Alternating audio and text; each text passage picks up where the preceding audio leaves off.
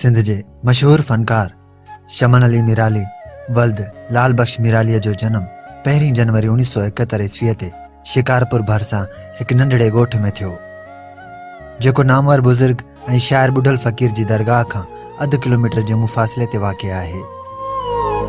शमन अली मिरालीअ जो वालिद बि पंहिंजे वक़्त जो सुठो फ़नकार हो ऐं बुढ़ल फ़कीर दरगाह जो मुरीद हुजण सबबि दरगाह ते थींदड़ राग रंग जे महफ़िलनि में हिस्सो वठंदो हो। शमन अली मिरालीअ जी तालीम मैट्रिक आहे। गुरबत सबबि वधीक पढ़ी न सघियो। खेसि नंढे हूंदे खां ई ॻाइण जो शौक़ु हो। नंढपिण में कोॾी कोॾी रांदि सां बेहद लॻाउ हुयसि। हीअ पंहिंजे ॻोठ जो मशहूर रांदीगर सम्झो वेंदो हो।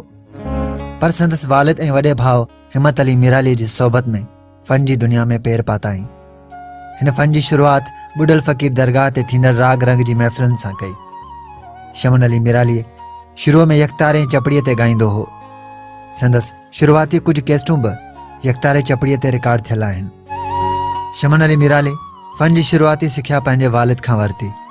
बाद में उस्ताद ग़ुलाम हैदर मंगणहार खां बाक़ाइदे राग सिखियो। संदसि 7 जी तादाद में ऑडियो ऐं वीडियो कैसेटूं रिलीज़ थियल आहिनि।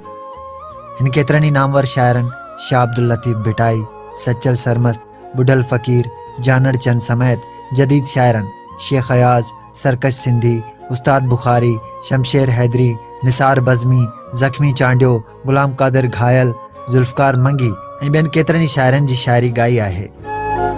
संदसि केतिरा ई कलाम सिंधी टीवी चैनलनि ते नशर थींदा रहनि था।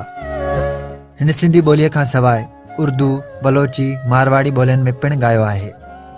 शमन अली मिराली मुल्क जी कुंड कुड़च में थींदड़ प्रोग्रामनि खां अलावा दुबई, सऊदी अरब, इंडिया वग़ैरह में पंहिंजे फ़न जो मुज़ाहिरो करे चुको आहे।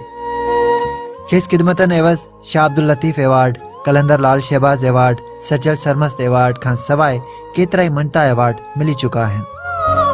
सिंध में संदसि ॿुधंदड़नि जो चङो ख़ासो हल्को मौजूदु आहे। हीउ हिन वक़्तु कराचीअ में रहे थो।